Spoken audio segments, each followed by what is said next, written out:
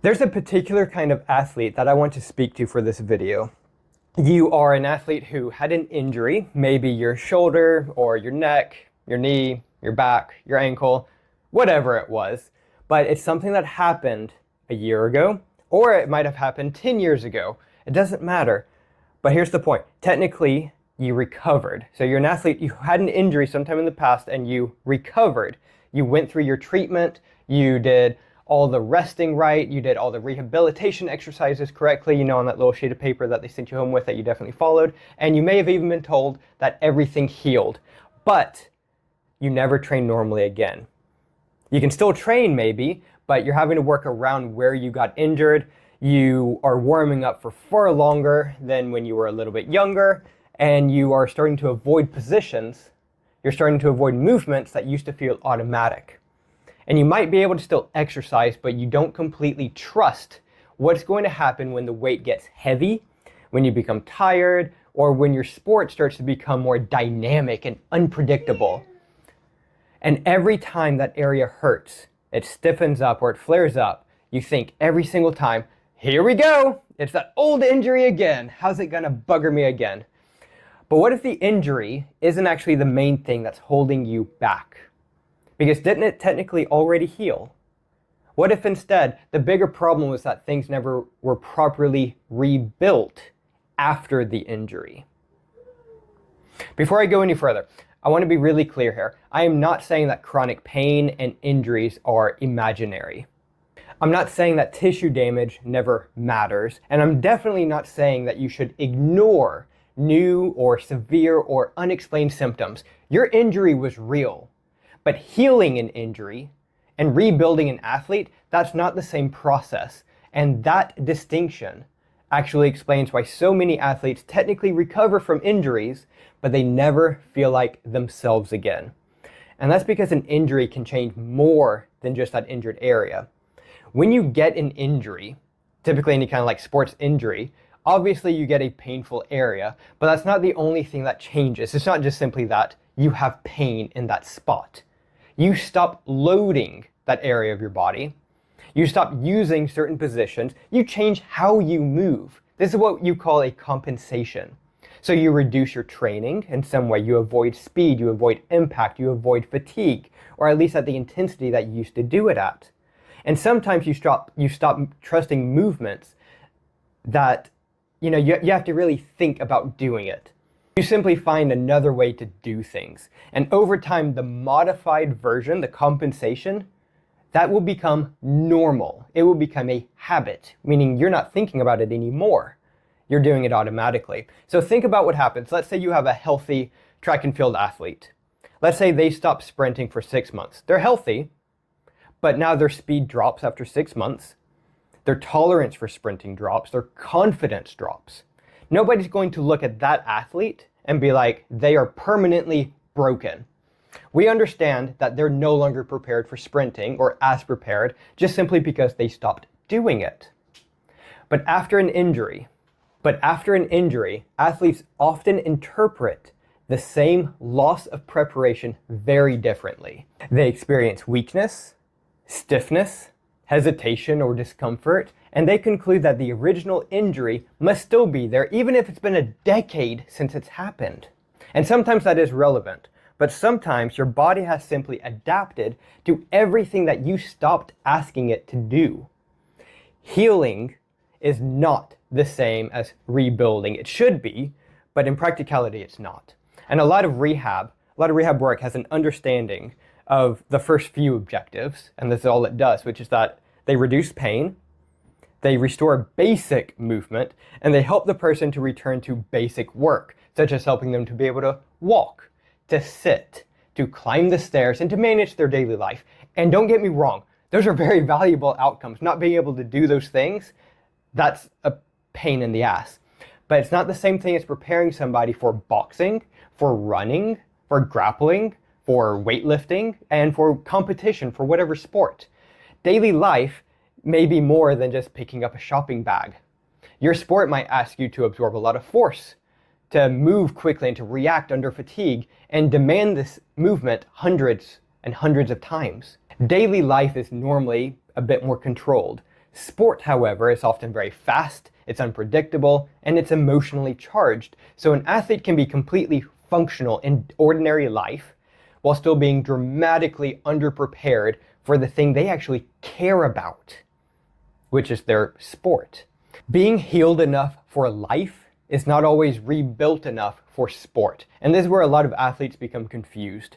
So you get to the point where, your pain settles and the scan, if you have one, or if you had one in the past, it looks acceptable. They look at it and be like, okay, there's no real injury there anymore. That's fine. The rehabilitation works. And the athlete is due to return, but nobody fully restored the strength, the movement options, the tolerance, the confidence, and sporting exposure that disappeared during the injury. So the injury may have healed, but the athlete was never rebuilt. So we have this idea of healing an injury versus rebuilding an athlete. So what was actually lost? So after an injury, there's a lot of things that have to be restored. You have to restore the movement. Can you still access the positions that your sport requires, like a deadlift or a squat or whatever? Not just force yourself into them 20 minutes after warming up. Can your body move naturally and confidently? Like first thing in the morning, can you go down to the bottom of a squat? And after we restore movement, we have to actually restore strength. And strength is not simply whether you can perform this really light and weak rehab exercise. What it means is, guys, can you produce and tolerate a meaningful amount of force? Can you control that force through positions that actually matter? And then we have to improve your capacity, meaning you take that force and can you actually load the body and actually tolerate it? How long can you tolerate it for?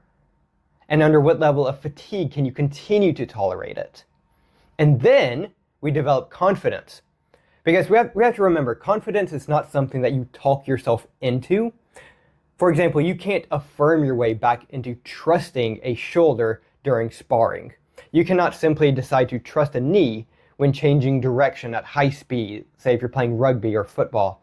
Confidence follows evidence. Your body has to experience the movement successfully and then experience it under more load, then under more speed, then under more fatigue, and then under conditions that begin to resemble the demands you actually care about in regards to your sport. That's what's really important. So confidence follows evidence. That is what a rebuild creates. Not just rehab, but rebuilding yourself as an athlete post-injury. Give your body evidence that it can be capable again, and then evidence that it is capable again. This is what I call the demand capacity gap, and we see this a lot in the physiotherapy world. So imagine that before an injury, your sport demanded a level of preparation way up here. Then you become injured, your training reduces, the loading on your body reduces, certain movements just disappeared, so you're never exposing your body to, those patterns. And your preparation for that sport just dropped. So came all the way down here. Eventually the pain improves, goes up a little bit, and you did maybe a little bit of strength work, and you return to training. The demands of your sport are still here. Your body and its preparation for that sport, it's still down here. This leaves a gap, a massive gap. And transitioning from here to here is where a lot of rehabilitation work is massively missing. And so they aren't able to really get people from point A to point B that well. So the athlete, they feel that gap as stiffness, as recurring flare-ups, as just simply, I'm weak now, weaker than I ever was before. They experience it as hesitation, as longer warm-ups, as my technique has to change because I can't, turn my ankle in that way anymore, or my knees don't shove out as much anymore, things like that. Their technique changes around that old injury. And so the athlete will naturally look back at the original injury and say, that injury ruined me. But the injury may not be the whole explanation. The demands of the sport, they returned faster than the preparation. So the demand returned, the preparation did not.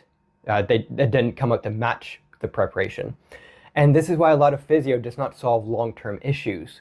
Rest may calm the immediate irritation and icing as well, but it doesn't close that gap that we were talking about. Stretching can make an area feel temporarily different, a little bit relieved, but overall it does absolutely nothing. It never has, never will. And massage as well may reduce discomfort. A few basic exercises may also help, like really basic rehab work. But unless the athlete becomes progressively more prepared for the actual demands of their sport, there is going to be some mismatch remaining underneath all of this. So one of the clearest examples that I actually have is I work with a Muay Thai coach. His name is Will. Will was at a point when we started working together, he thought his boxing career was over. Now he loves competing, but he had a chronic shoulder issue due to a lot of repeat injuries. And he spent a long time thinking about his shoulder, protecting it in practice. He was still training, he was still coaching, but he had to work around what his shoulder could no longer do for him, which, you know, he's a boxer. He uses his arm a lot. So we didn't have to really ask, how do we calm the painful shoulder down? That's not the right answer. The question really was, what has this athlete lost and what has never been rebuilt? So during his first session, we were actually able to restore full shoulder range of motion. Like he was able to go through full extension. He was able to do pull-ups for the first time in, I think, off the top of my head, I think it was about 5 years. And a few months after this, we're looking at getting him to his next Muay Thai competition. And the point here is that it was the belief that he was permanently broken. That was the big issue, but it did not survive the evidence that we were able to give him in his sessions. So his body demanded capabilities that he thought were gone, and that became the starting point for a proper rebuild by shifting this belief that he could actually be an athlete again. And his body was capable. His body was so much more capable than he believed.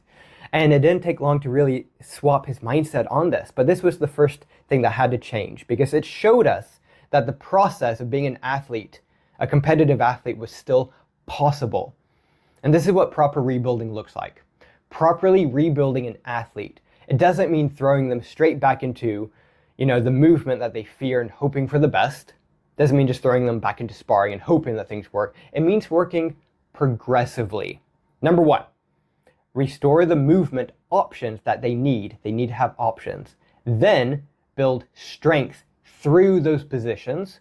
Then number three, increase how much force and repetition their body can tolerate. Then number four, gradually reintroduce speed, fatigue, unpredictability, and sport-specific demand. Each of these stages gives the athlete more and more evidence. The movement becomes less threatening, the body becomes more prepared, and the athlete stops thinking about the injured area during every single repetition. Sometimes they even forget that they had an injury. How glorious is that? Eventually their attention returns entirely to performance rather than to protection. That's the difference between managing an old injury and rebuilding the athlete who existed around that injury. Two completely different mindsets. Basic recovery reduces the problem, but proper rebuilding restores the athlete. And this is something that you can apply to your own body. Like, consider your own situation. What movement did you stop doing after your injury? What position still makes you hesitate? And what can you technically do, but only after a long ass warm up? You don't have to warm up for 20 or 30 minutes. You should warm up for like 5 to 10 at most. What happens when the load becomes too heavy for you? What happens when you become too tired? What happens when you try to move at the speed that your sport requires? And perhaps most importantly, what standard did your rehabilitation actually prepare you for? Did it prepare you to function, or did it prepare you to perform? Because too often it's just simply, can you function in a daily life kind of scenario? And these are not the same thing. So what did you never rebuild? The answer may be strength, it may be movement, it may be conditioning, it may be confidence, it may be your ability to tolerate repeated sporting demand. And it could be several of these things. It could be all of these mixed together in some sort of, differing ratios. But the point is that until it's understood, every single new stretch that you do, exercise or treatment. It's still just guesswork for what you actually need to do. So this is the central idea that I want you to take away from this, guys. This is important. Most athletes are not broken because of their old injuries. They are broken because they never properly rebuilt after their injuries. Not because they failed, not because they're lazy. Too many people get this idea that they're lazy because their rehab didn't go well, and I'm sick of that. But it was because that the process stopped once the pain improved and once basic function returned, or that the athlete was told by their physio that they were ready. The injury was never properly treated. The athlete was never completely rebuilt.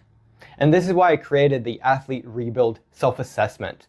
This thing is designed to help identify what your body currently struggles to access, what it struggles to tolerate, and what it struggles, maybe most importantly, what it struggles with trusting. You complete it on your own time. You show me the movements that actually matter, and you explain what happened. You tell me about what you've tried to do, what helped, what didn't help, what still limits you, and what you're wanting to return to. So we have a definitive, this is where you are, this is where you want to be. I'm then going to review that information. I'm going to provide an athlete rebuild analysis explaining the main findings and what your rebuilding priorities are and what the pathway that I believe would make the most sense going forward. So the link is in the description and the pinned comment below this video. But whether you complete the self-assessment or not, stop automatically assuming that the old injury has permanently defined what your body can become. That is rarely the case. The injury may have healed a long time ago. The rebuild may simply never have finished. You may not be permanently broken. You may just have an unfinished rebuild. Let that sink in.